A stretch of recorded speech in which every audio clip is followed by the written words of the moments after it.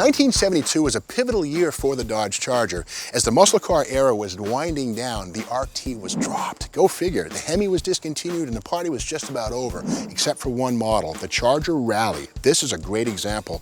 Now these had the domed hood from the 71 RT, but got an all-new door just for rallies in 72. This is a one-year only door. If you need one of these, good luck.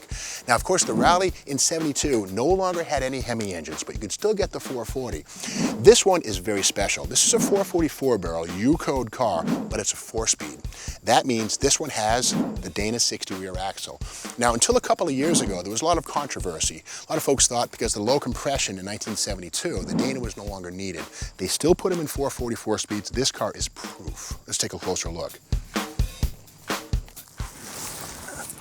The greatest thing about Mopar muscle cars, Dodges and Plymouths, is that they always overbuilt the rear axle. I hate to say it, but the Chevy 12-bolt is a pretty delicate piece compared to the axles used under Chryslers. But when it comes down to the 4-speed 440 cars, they always use this, the Dana 60 rear axle, supplied to Chrysler by the Dana Spicer Corporation.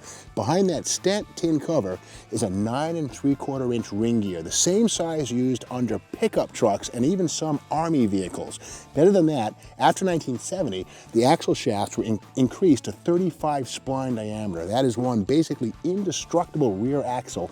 And to see that under a 1972 Charger 440 with a 4-speed, unbelievable. That truly is capable of handling top fuel funny car horsepower. And yet, every 440 or Hemi 4-speed Mopar got that axle. It's overkill at its best.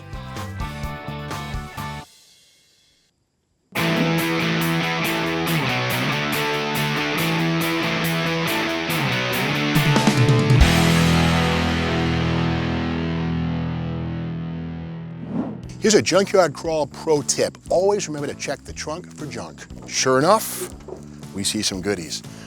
We've got here the pistol grip 4-speed. This is factory original stuff on all Dodges and Plymouths 1970 through 74 with 4-speed transmissions. What a cool design that is. Also got the dual snorkel 444 barrel air cleaner. And this thing right here may look kind of nasty, but this is called a windage tray. All high-performance 383 and 440 engines and Hemis from 1968 on up got this thing. This goes between the crankshaft and the bottom of the oil pan to keep the oil from sloshing up onto the crank and dragging horsepower. This is worth 5 horsepower, and it was installed by Dodge in all 440s.